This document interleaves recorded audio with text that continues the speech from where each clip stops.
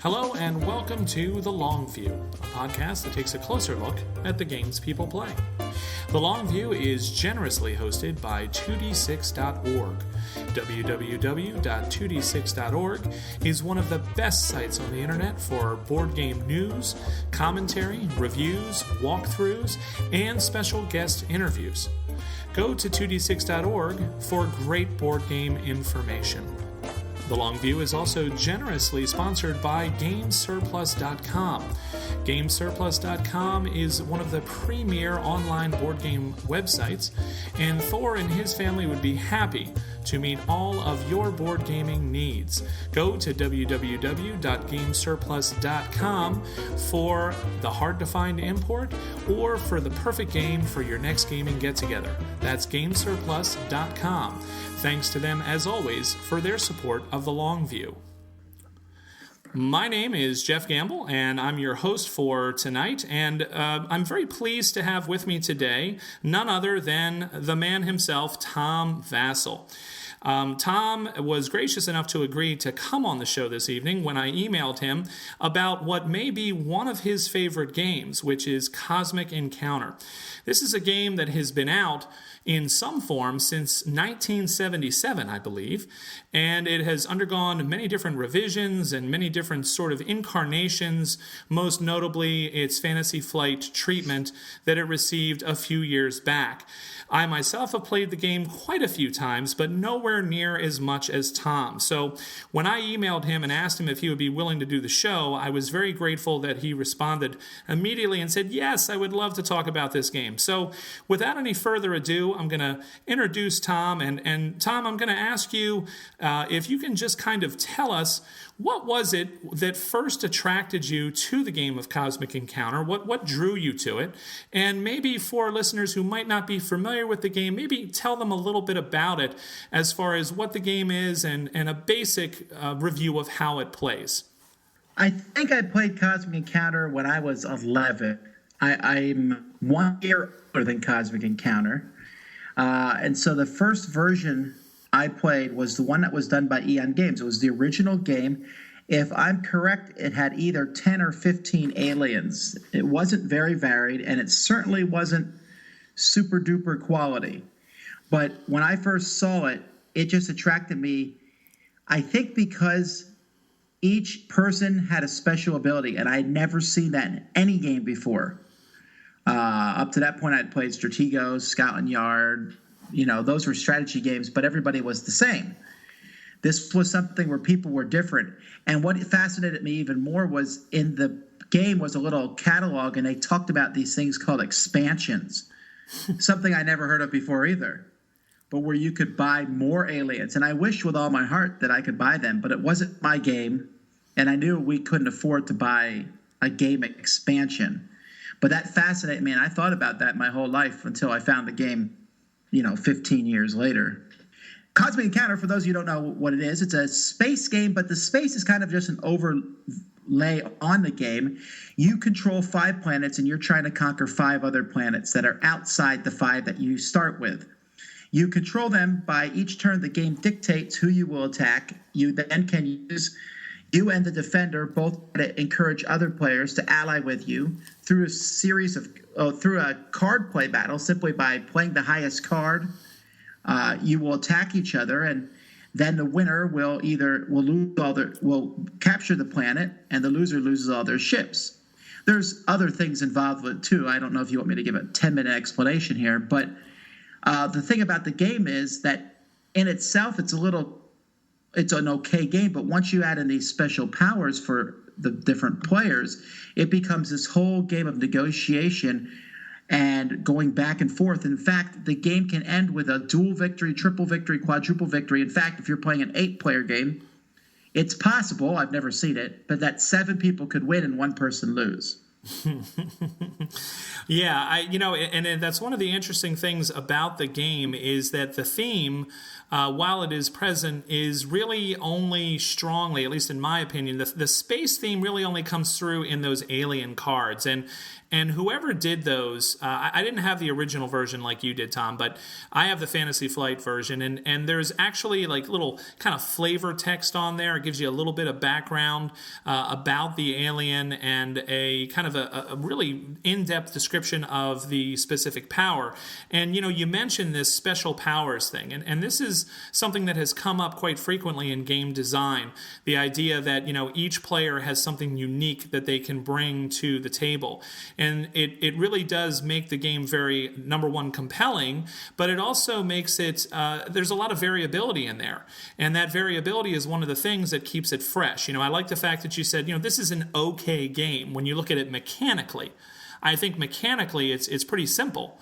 But when you add in these special player powers, it really spices it up to the point where each game seems like it can be a unique experience. Do you think that is correct? In my assessment of the mechanics being kind of standard, I don't want to say vanilla, but nothing truly exceptional in the mechanics, but the special powers makes the game really tick and is what makes it flow. Would you agree with that? Yeah, I always do a spiel. I've taught this game dozens, if not hundreds of times, and every time I teach it, I teach the game. And when I'm done teaching it, I say, now that would be a decent game, but what makes it exciting? And then I pull out the alien powers. And then the game suddenly, everyone was like, oh, this isn't so bad. When you pull out the alien powers, bam, it's great. Before that, I would call it a decent game. I'd rank it a 6 out of 10. So what would you say, the other thing that comes to mind when I think about what makes this game maybe a little different or special, especially given its vintage, how old it is there's an awful lot of player interaction. And as someone coming from, I kind of got into the hobby late when my wife and I had kids, and we had moved up to the Pocono Mountains in Pennsylvania, and we had no family up here. So basically my wife and I, after we finally got the kids into bed, kind of just sat around and watched a lot of TV and stared at each other. We really couldn't go anywhere, and I kind of stumbled on Board Game Geek and found, I think it was Carcassonne, and we kind of took off from there. So I came into gaming probably about 10 years ago, and all of my early experiences with Euros, which were no player elimination, and for the most part, a very low conflict. And Cosmic Encounter seems to really have an awful lot of, as you said, back and forth, in your face kind of player interaction. Is that something you think still sets it apart? Yes, but it's different. There's a lot of problems with player interaction games. Like 6 people decide they don't like somebody else, so they gang up on them. I talked earlier about 6 people winning and 1 person losing, but that takes a special sort of circumstances. This game has kind of it's very free-flowing and anything can happen type on one hand, but on the other hand, it has very strict limitations as to what you can do. I have to attack Bob on my turn, and it makes sense for Joe to help me. It doesn't matter if Joe and Bob had an alliance earlier. And the game kind of mechanically shifts alliances back and forth so that it's not so bad. And I've been able to play this game with people who would never play Risk or Diplomacy, games where, people are furious with each other after the game is over. In Cosmic, I very rarely see people getting mad at each other because the game, if there's one person to get mad at, it's the game. Nice. Yeah, no, and that's an excellent point. I hadn't thought of that. So really the Destiny deck, I believe is what it's called, is the Destiny deck, for those who aren't real familiar with the game, at the start of your turn, you flip over a card, and that card tells you who you're going to attack. There are a couple cards in there that will give you the option. They're kind of wilds and say, well, you can attack whoever you want. But that's a really great point, because when I play with my kids, it's kind of hard for them to get upset, like you said, because no one can truly feel picked upon, because I'm not always going after the same person, because the Destiny deck tells me who I have to attack. And the very nature of that, as you just said, causes alliances to shift constantly. And I think it also helps people from that kind of feeling of being put upon. So maybe that Destiny deck is a little bit deeper of a mechanical design decision than I originally kind of gave it credit for, now that I'm hearing you talk about that. Well, what's interesting is it's such a unique, interesting idea. But as far as I know, it's not used in any other game. Now, probably somebody will write in and think of some game, but for some reason, Cosmic Encounter is just that unique sort of game where it's allowable. You wouldn't play Axis and Allies and say, okay, on my turn, I'm going to draw. I'm going after Germany this turn. That doesn't make sense. But in Cosmic Encounter, it just works. Yeah, and that might be a place where the theme does lend a hand, because you're right. I can't think off the top of my head of another game where your opponent is sort of randomly determined. So yeah, I think you're 100% right on that, and I think that's something that might again make it unique, and it's also maybe because of that sci-fi theme, it is more allowable, because if you're looking at any other kind of setting for that game, it might not make sense. You know, you brought up Axis and Allies, and that's true, but any kind of conflict that I can think of where you just sort of randomly decide to flail out and attack somebody else wouldn't make a whole lot of sense in the context of the game. But in the context of this game, it does seem to sort of make sense. So that I think that's another really excellent point. And one that I hadn't thought of before. So while we're on the subject of theme, let's kind of take a look at the theme of Cosmic Encounter. It sounds to me, with the point that you just made, that really there isn't another theme that I can think of that would have worked for this. I mean, you couldn't do this with Trading in the Mediterranean, could you? You're trying to bait me. But no, I mean, I know your thoughts about Trading in the Mediterranean games, but no, I mean, and that's almost kind of serious. I mean, if you had a game like Imperial where you were randomly told who you had to attack, that wouldn't make sense. And I think you're right with that. So is this really the only theme that would have worked for this game? I don't know. I mean, I'm trying to think of it. You could pick some sort of free-for-all, maybe car, with the Demolition Derby, maybe, or I don't know. And I maybe you could think of some game where a Royal Rumble type game where you throw a bunch of people in. And if you think about it, maybe it doesn't even make sense. Why do I have to attack Brown? But I guess you could justify it away by saying, well, their planet was next to ours, or they initiated clean air and we can't stand that. We want polluted air, and right. Or whatever the reasoning is. But it's something I've never really seen anyone complain about. People like it, actually, because they'll say, oh man, I was just attacked 3 times in a row, but that means I won't be attacked for a while, and I know everyone's going to get their due. Right. And I think that's another interesting thing about the game, because the last game I played in preparation for this podcast was just yesterday with my kids. And one of my one daughter was the zombie. And it didn't take long, even though the Destiny deck tells you who to attack, my daughter was very astutely kind of using her zombie power of being able to sort of retrieve someone's ship for them from the void as a negotiating chip.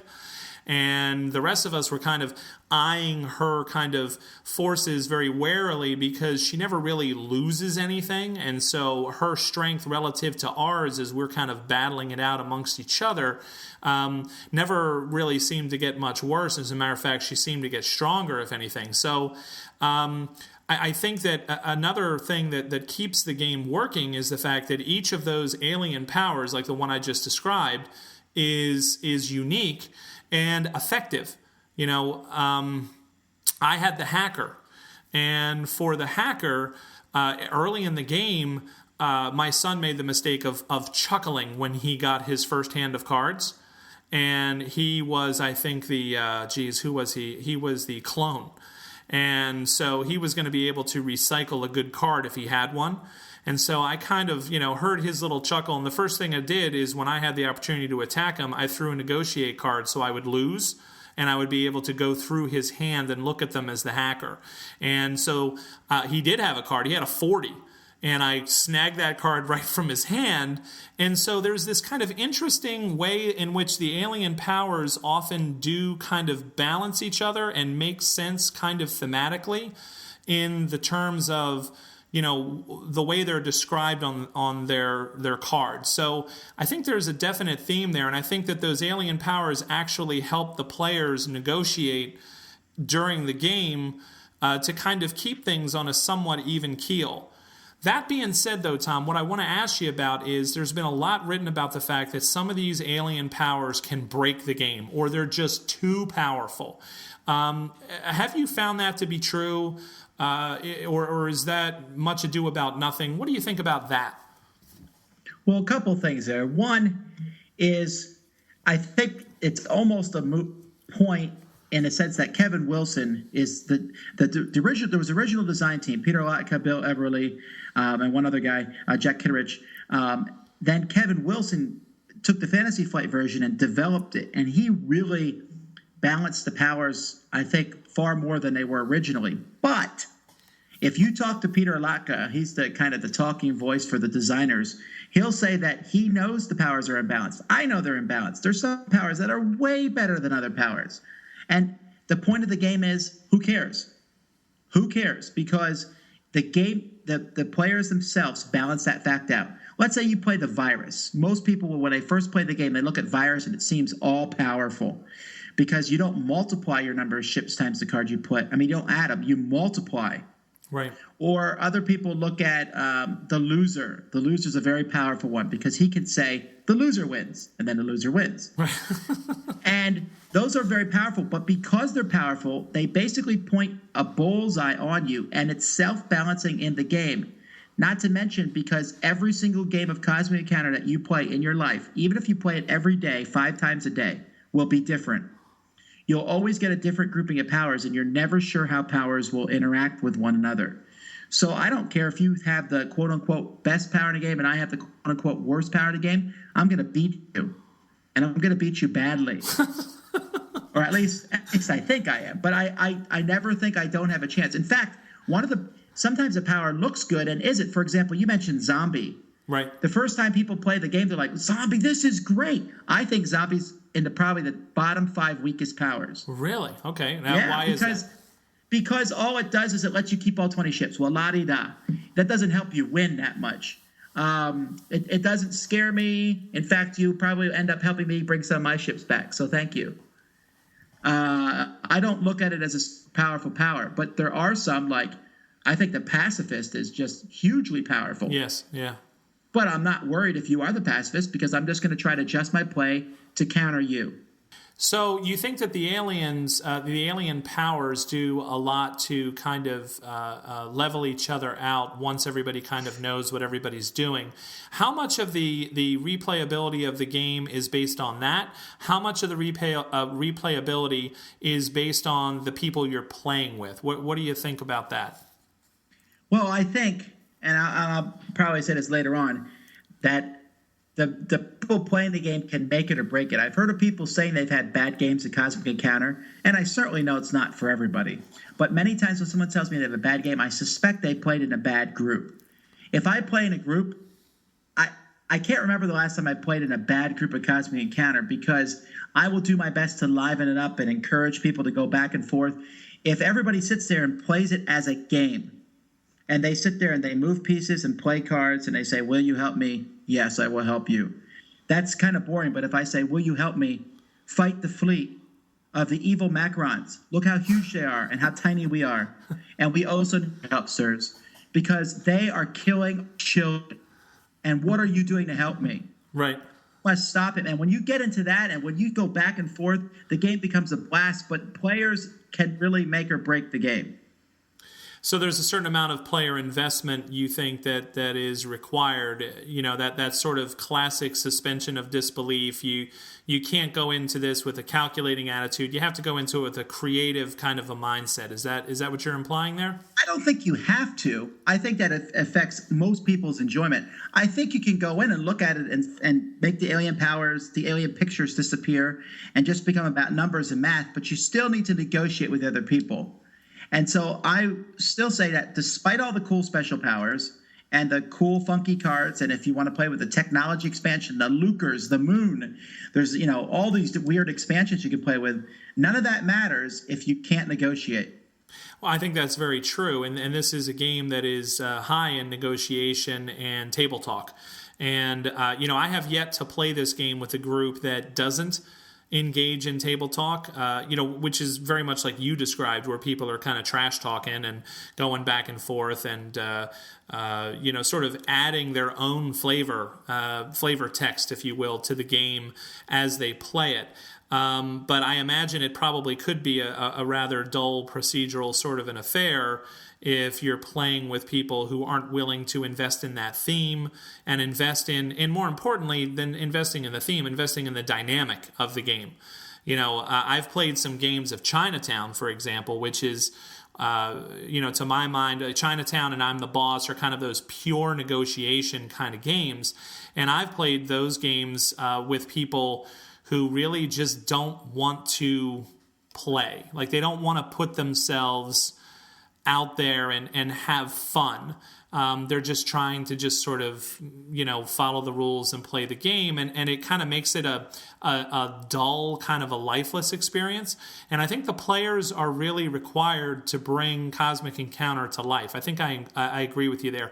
I'm very fortunate that I haven't had a bad experience with it yet, but I've heard enough people, you in particular, from time to time, describing those kinds of situations that I imagine it could be quite deadly to the game, in the same way that Chinatown or I'm the Boss. I mean, if you can't have fun with sending people on vacation and I'm the Boss, or waiting until that last possible second and throwing your card down and say, no, I'm the Boss.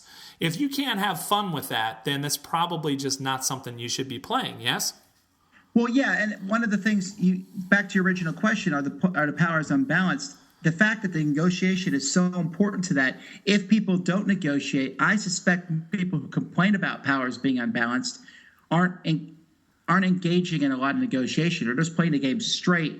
And when you do it like that, of course the power that's the quote-unquote best is likely going to win mathematically.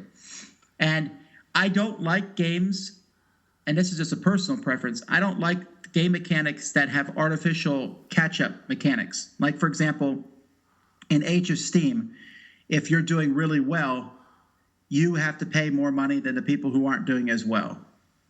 And that kind of balances it out. If you're ahead, you have to struggle harder than the guy who's behind. And so the game forces you kind of into a closer range of higher and lower.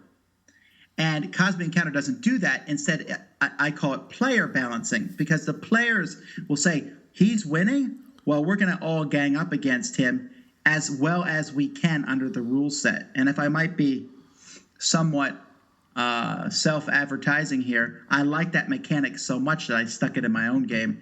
The Nothing Personal coming out, we did the same thing. When we add new gangsters to the game, I say, I don't care if it's unbalanced. Who cares? Because the players should balance it out.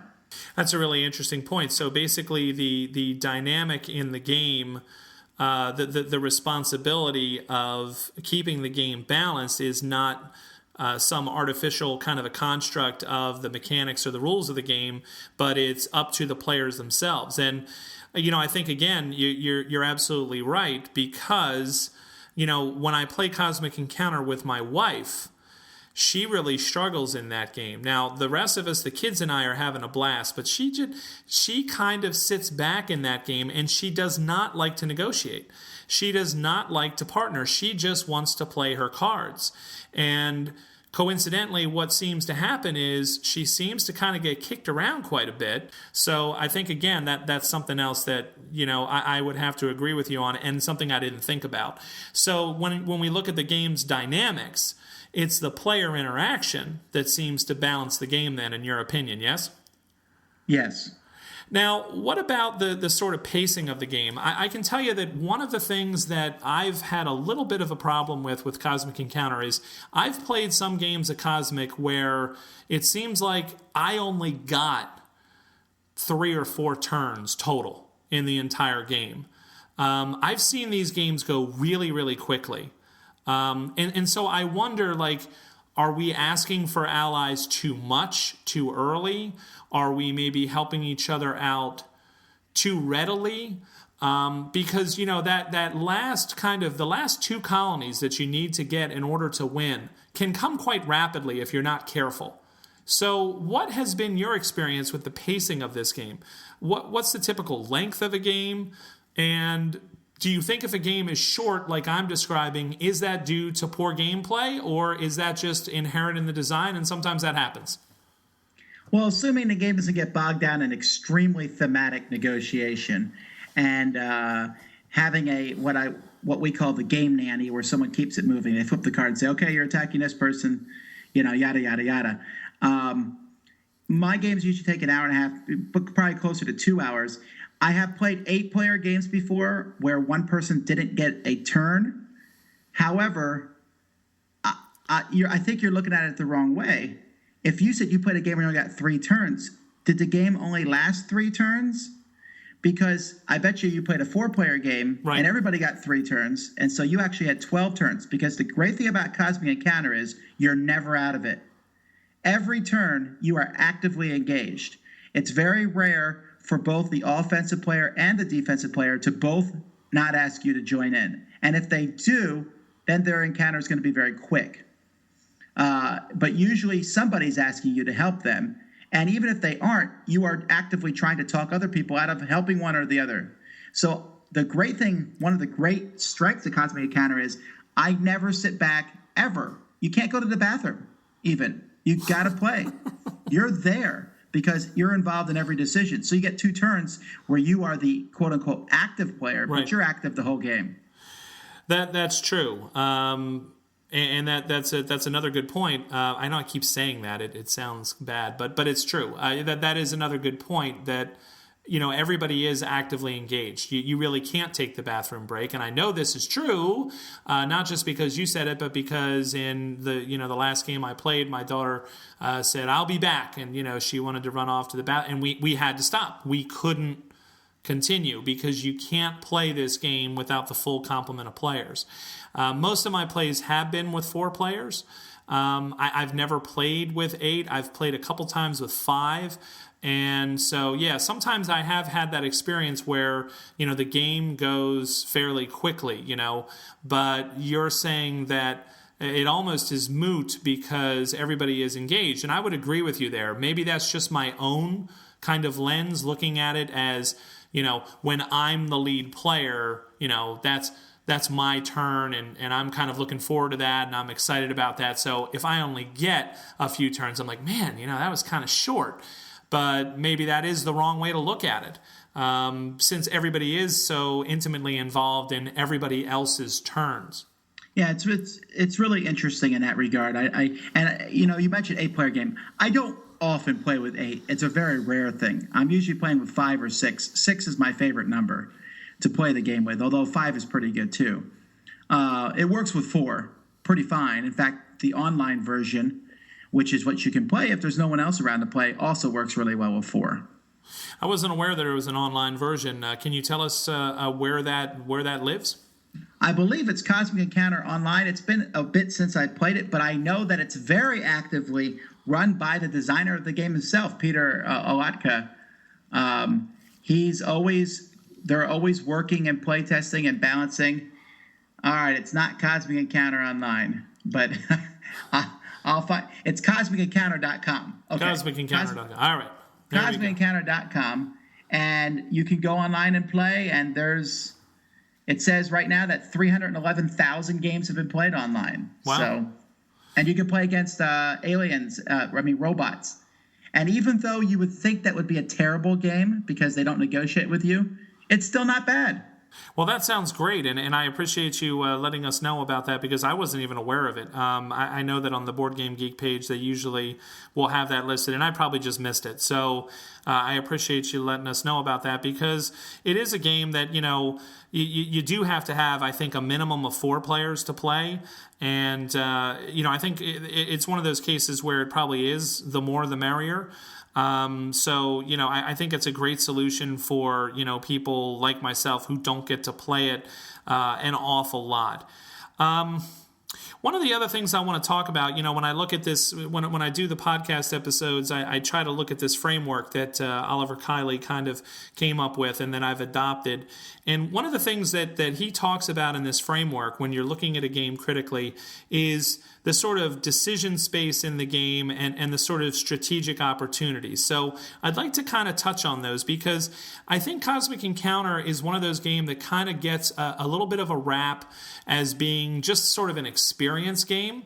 And so I'd like to ask you, Tom, do you think that's true, or do you think there are meaningful decisions and strategic considerations that are made in this game while you play? I think if more than a third of the games I've played in, and considering most games I play in are 5 or 6 players, that would kind of skew the numbers of randomness off, right? It is a very thematic expansion, but I'll go into it fully expecting that I have a chance to win, and I will try to win. And I think that it's very possible to win based on good gameplay. So what makes good gameplay in Cosmic Encounter? Well, again, it's negotiation and persuading everybody that you're not as you're not as winning as much as people think you are. Granted, there's luck in the cards and there's combos and all sorts of things. I played a game one time where I was a player called the Masochist, and I had to have all my ships die, and if that happened, I won the game. And I worked and worked and worked hard at it, and would be helpful, and then sabotage the people I was helping so that my ships would die. And I did it. I killed all 20 of my ships. I was pleased. And then someone played a card that if they were on a planet on my thing when I won, then they won instead of me. And that was like a 1 in 100 thing, but it was cool. And I accepted it because that's Cosmic Encounter. So stuff like that can happen, but it was still as entertaining as all get out. So yeah, the experience is pretty strong, and you're not going to ever be someone who wins every single game that you play. But if you were, I wouldn't want to play with you anyway. Okay. So you would say that there's definitely, though, some strategy because the alien cards and powers themselves, though, do lead you down a strategic path. In other words, the example you just used of the Masochist, you really built all of your gameplay in that particular game around the idea of how can I best lose all of my ships, which is certainly strategy, isn't it? Yeah, if there was a slider of more tactics or more strategy, there's a lot of games that we play today that are like 100% tactics and no strategy. I would say Cosmic is probably still a bit more tactical because you have to deal with every situation as it comes. But there is a decent amount of strategy. Every time I look at my opening hand of cards and my opening power, I say, okay, what am I going to do this game? I look at everybody else's powers. Who am I going to go after? Who am I going to try to get to help me? I look at not just their powers, I look at the players. I'll say, okay, that's Bob. I think I can win him over in this game. It's been a while since I've surprised you can win anybody over, Tom, with as much as you've talked about this game online. Everyone knows you're evil in this game, right? Yeah, I really am. But sometimes I'm nice. I've been nice in the last several games because I'm trying to throw people for a loop. One of these days I'll switch back. There you go. All right. So you're trying to keep people on their toes, yeah? Well, right, but the thing is, during a game itself, you have to persuade people that what they're doing is in their best interest, regardless of whether it helps me or not. Right. And that is kind of the trick because the thing is that everybody knows that you know that. It's kind of like, that great scene in Princess Bride where it's like, well, clearly I cannot choose the cup in front of me, because everybody knows that if you are agreeing to ally with them, that, you're looking for something out of it as well. Everybody really is truly out for themselves in this game. But the consideration is, am I going to get more out of it than you? And if you can convince the player that you're trying to negotiate with that they're going to come out better than you, they'll probably agree to take you along for the ride. But that is the trick. Yeah, I think, the trick in the negotiation is to, as you said, let people think or try to foster the opinion that you're really not doing as well as you are, which is something that you said earlier, yes? That's correct. So, it looks like there might be some more strategy in this game than it's given credit for, which might be one of the reasons why it has enjoyed some longevity, considering, how old it is. I mean, it's right up there with the classic kind of game designs, at least in my opinion, of an early game. I mean, you mentioned when Cosmic came out, it was, we were playing things like Monopoly and Stratego, and there wasn't a ton out there unless you were looking at some of the old Avalon Hill games that was anything like it. And even those Avalon Hill games were nothing like this. I mean, this was really kind of revolutionary, I think, in many ways. So while we're talking about longevity, which is kind of one of the themes of the podcast, what is it that you think, what do you attribute the longevity of this game to? I think the longevity of the game is that it was way ahead of its time. That a lot of the things that you see in the game now that you're like, well, this is pretty cool. If you introduce this to people, let's say someone got into gaming in the last 10 years and they're finding all these cool Euro games, and you introduce this game to them, they go, wow, this is really neat and interesting. Yeah, this came out 35 years ago. 35 years ago this came out. And these guys, this game was deliberately inspirational for their next hit, Dune, for Magic the Gathering, and no one ever even really tried to copy it because it was one of those flashes of inspiration. I would put it down there like with Diplomacy and Risk, well, maybe not Risk, but the Diplomacy and other games that just came out of the flash, and they were, for some reason, everything worked together. I think that happened with Cosmic Encounter, and because there's no one has written a book on the opening Macron Gamut. Because there isn't one. Right. Because you don't know who you're playing against. The website here at the Cosmic Encounter, when you go there and it tells you how many combinations, it says there's 52,360 combos. Well, that's more days than many people are going to live. Right. And that's only with 35 aliens.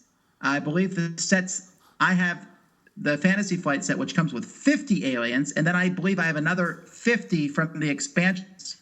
And that's just an infinite number of combinations, mixed with an infinite combo of ways the cards deck can be shuffled. So that variety, I think, has kept the game strong. So, variety is definitely something I would agree with, and it's something that I found is a kind of a common thread in a lot of the games that I've been looking at is this idea of replayability coming from some sort of variability or variety. And I think that that's definitely the case here. Another thing that I think might be a real strong point to this game, though, Tom, is the mechanics themselves in this game are quite simple. There's not a lot of beef to the rule set. It's pretty straightforward. Each turn you flip a card from the Destiny deck. You point the gate at the planet you're going to attack. You add from 1 to 4 ships to it. You ask for allies. The defender asks for allies. You pick a card. You play it. You execute any special powers or reinforcement cards. Done. And one of the things that I've been looking at sort of quite closely over, the last few episodes in particular that I've been doing is this idea of sort of an elegance in the rule set and game design, that sometimes less is more. And, you've played a lot of games just like I have, and I can think of some games that have come out recently that are just so overwrought and so kind of convoluted and complex that I sometimes wonder if all of that is serving to do nothing but sort of cloud the game, whereas some of these games, like, you mentioned some of the early, good ones, like Diplomacy and Acquire, games like that, the rule sets themselves are quite simple, and the richness comes from the gameplay itself. Do you think there's something to that, or am I grasping at something that's not there? No, I mean, you just had a whole bunch. I looked over a prototype today and called the designer and was talking to him and said exactly what you said. I said, you need to streamline this. Sometimes less is more. This game's a little too overwrought. I used all those words because it's the truth of it. If you think about it this way, even simple games can be bloated. Like, for example, Magic the Gathering. Very simple game, but it's grown bloated over the years with the new rules that have been added. Cosmic Encounter has had a little bloat with all the expansions, but the base game doesn't have that. And they have everything so specifically timed. When you play a card, when do I play this card? It tells you right on it. When do I do this? There's a very set turn limit. And I think that this what you just said is true, and you combine it with the fact that Cosmic Encounter is not as nerdy as people think it is. And I say that because you're saying you're playing it with your wife and your kids. Right. Very few, and I played it with my wife, and I played it with other with people who don't normally play a lot of games. I couldn't get them together to play Twilight Imperium or to play even Magic the Gathering, games that are considered nerd games.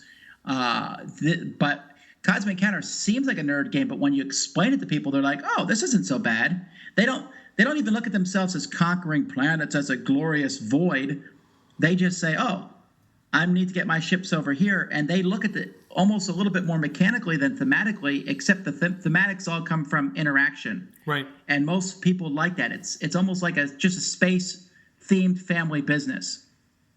Oh, that's an interesting parallel. I hadn't thought of it that way. Yeah. No, I think I agree with you there. And again, that comes from that simplicity. I mean, I think the poster child recently for me is there was a game that was put out last year called Mill 1049. I don't know if you played this one, but this is a game that came out from, I think it was ILO, and it was kind of this sort of medieval sort of setting, one of your favorites, I know, this medieval kind of setting, and it had to do with vassalage, with trying to get other people's playing pieces under your control in a way as their vassals. And I remember this game being explained to me actually by Zev. I was at a convention, and he was nice enough to sit down and show us this game that had just come from Essen. And, we sat down there and we tried to plow through that rule book.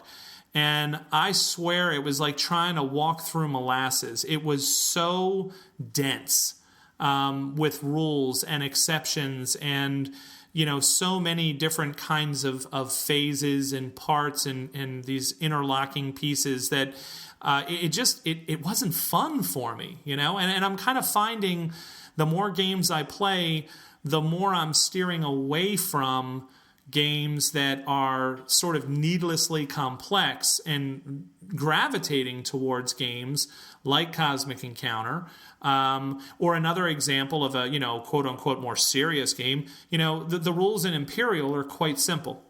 And yet Imperial's a great game, at least in my opinion. It's not hard to teach, and the investor card is the hardest thing to deal with.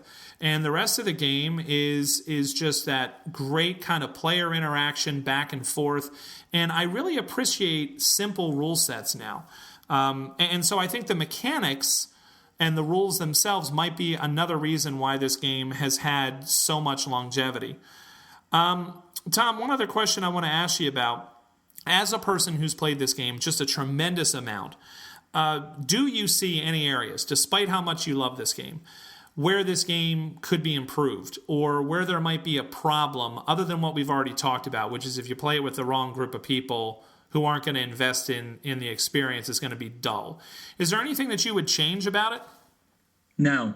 And I know that that's kind of the give me answer to a lot of things, but there's a lot of games out there where I'll say I like it, but there's this niggling thing. There is nothing about Cosmic Encounter that I don't like. I can't think of any ways to change the game.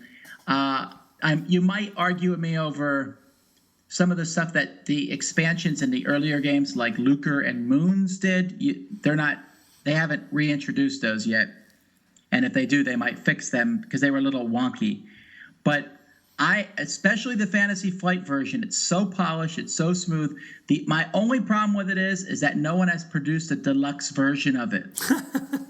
But I'm not kidding there. I can't think of anything that I would change about it. That's how most games I can think of. Like one of my favorite games is Stool of Ages, and I could give you a list of things that I would change about it. Ticket to Ride, that one I probably wouldn't change either. But there's a few games that are my favorite games that I would say, well, I would change this or that. But with Cosmic, I really can't think of any flaw other than what you said, and that is you got to play with. There's some groups of people it just doesn't work with. Right. But you can say that about a lot of games, right. And that's such a pat answer. That's like saying, well, you just didn't get the game. That's why you didn't like it. Right. Well, but I don't know that that's a cop-out. I really don't. I mean, there are some games that are, of a certain style that is not going to appeal to everybody. For example, just about any game that you think of can be broken down, if you choose to, into a fairly abstract set of mechanics.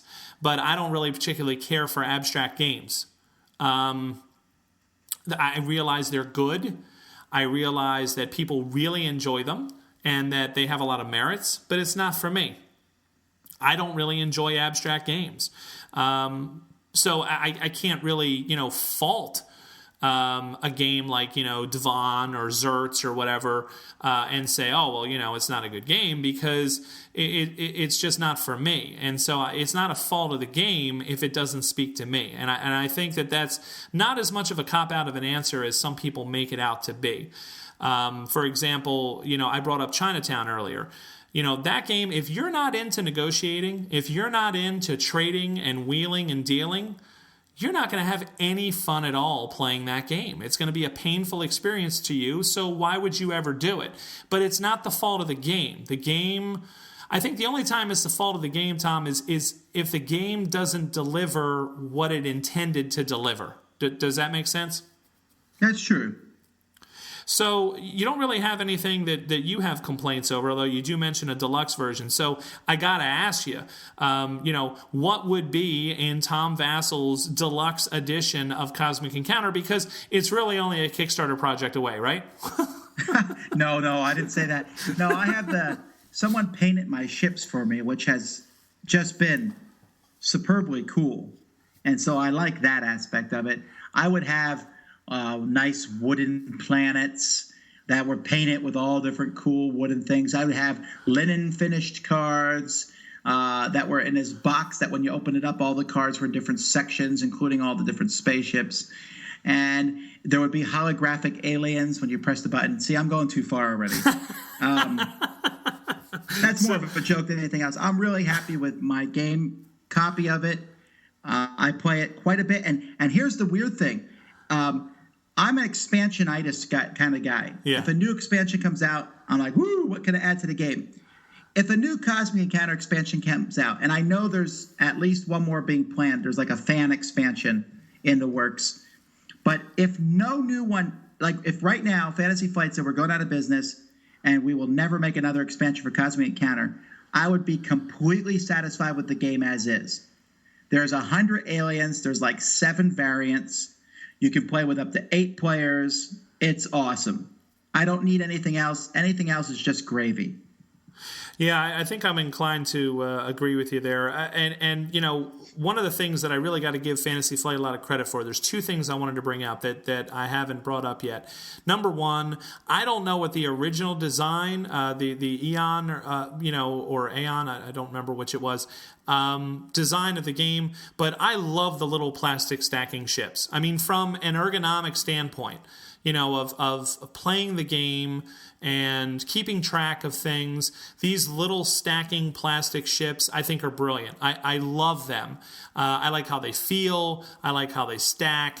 And I think they move very well around the table, and it makes it very easy to kind of visually glance at the table because of how they stack and get a great idea of the board state, basically. And so I really got to give them a lot of credit for that. The other thing that I really appreciate about the Fantasy Flight edition, and again, you'll have to tell me, Tom, if this was the same in the older editions as well, the earlier incarnations of the game, is Fantasy Flight has this really kind of cool, green light, yellow light, red light system, whereby the aliens are kind of rated as far as like, okay, the green light ones are probably really good for beginners, and they have interesting powers, but maybe not as game-breaking as the yellow light or definitely the red light aliens. And I thought that notion of leveling that for players, especially as people are learning the game, was a really brilliant idea. Were either of those things present in earlier versions, or are those fully attributable to Fantasy Flight? I don't think so, that they were in the earlier versions. A real quick history thing, Eon is the company that the trio formed to publish their game. Okay. And then it went through a couple other companies, and then Fair picked up the game and produced it. And for a while for many years, there was a kind of almost a turf war, Apple versus PC war between, did you like the Eon version or the Mayfair version better? When in reality, they were fairly similar. The only difference was how they used flares. Then there was an Avalon Hill version with plastic ships. I don't know if you've seen that one. That came out in '99. It was very nice looking, but it only had 10 aliens, which was problematic. Right. Because it didn't have enough variety. And then they never did any expansions because, it didn't make $600 billion. So the Fantasy Flight one appeased everybody. Right. The Mayfair, it was closer to Eon than it was to Mayfair, but it took a lot of the good ideas that Mayfair had added. And yet, if you played Cosmic Encounter back in 1977, and you came now to 2012 and played it, you would be able to do so without having to learn more than maybe half a rule. And I think that's something telling about the game there. We're not talking about Cosmic Encounter 4th edition. Right. Fantasy Flight, bless their souls, they love to revise things. Yes. And sometimes it's good and sometimes not so good. But this one, they pretty much kept straight. They just streamed it a bit, and they did fantastic.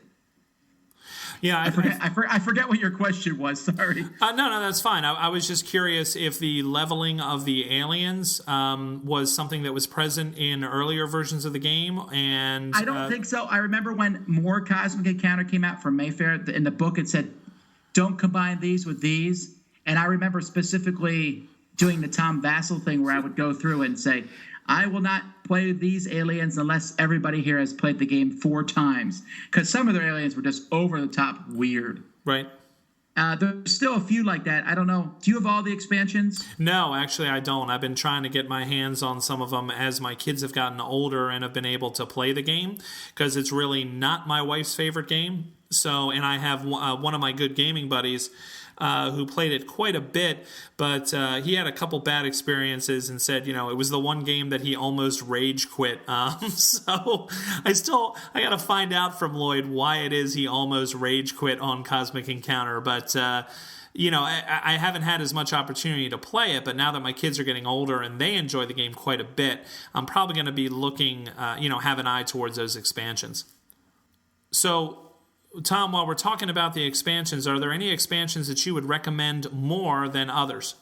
Not really. I think there's 3 expansions out right now. Each expansion adds a new color of ship for the 6th, 7th, and 8th player. Right. They each add more aliens. They each add some new kind of rule to the game. But none of those rules are essential. So you would just pick them based on the aliens in each set. I have no preference either way. If I was going to get just one, I might get the very first one, which it's not Cosmic Alliance. It might be Cosmic Incursion. I think Incursion was the first, if I'm not mistaken. That's the one that's ringing a bell with me. So it's not a big deal, though. I don't think it's a big deal. You buy the expansions if you want more players. I think you should buy one so you have 6 players. Right. And then after that, you're just getting them for the new aliens and maybe the variant that they added in the game. Well, Tom, I want to thank you very much for taking the time to be on the podcast this evening. I think you've done a great job of explaining why you're passionate about this game. And I think you've done a great job of explaining the merits of the game in such a way that maybe we can all understand the longevity. And I think that, you bring up your game, nothing personal.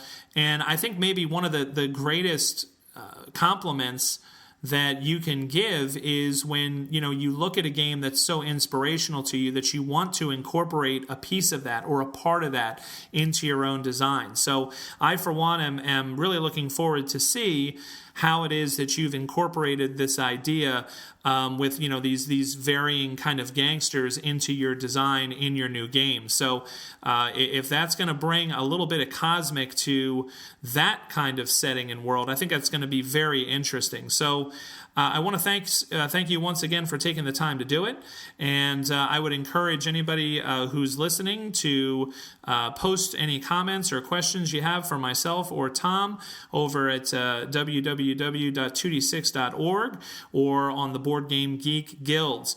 And I would also be remiss if I didn't point out that Tom and the Dice Tower Network are an incredible collection of podcasts and resources for the board gaming community. We have the Dice Tower News, which is something that I listen to on a regular basis, where, Tom, you give us a lot of upcoming information about not only what the Dice Tower Network is doing, but new and upcoming things in the hobby itself. And as a listener to many of the podcasts in your network, like Ludology, for example, it's just a wonderful set of resources that you've gathered for the board game community. So I wanted to take a moment to thank you for that, because it's something that I've really enjoyed over the years, and it's one of the things that got me thinking about doing a podcast. So your work is something that I've appreciated, and I thank you very much for joining me this evening as we looked at Cosmic Encounter. Well, thank you. So for Tom Vasel and myself, I want to say thank you once again to 2d6.org for their generous hosting of the podcast, and of course to GameSurplus.com, one of the web's premier online retailers for board gaming. So if you're looking to pick up a copy of one of the expansions for Cosmic Encounter, or perhaps Cosmic Encounter itself, after listening to Tom tell us why it's such an awesome game, go to www.GameSurplus.com and see if Thor can find some copies for you. And be sure to mention the Longview in your order. So for Tom and myself, thanks very much for listening, and good night.